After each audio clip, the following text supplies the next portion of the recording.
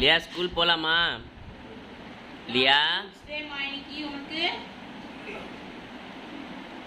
லியா இங்க பாரு, இங்க அப்பா பாரு. டோய்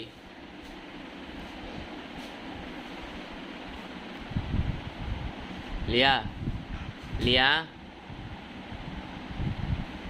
லியா கோழியம்மா இதோ வீட்டுக்கு வந்துச்சு பாரு.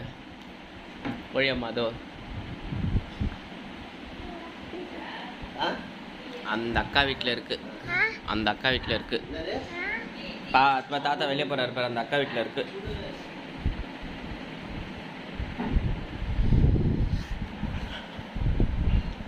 எங்க போறீங்க?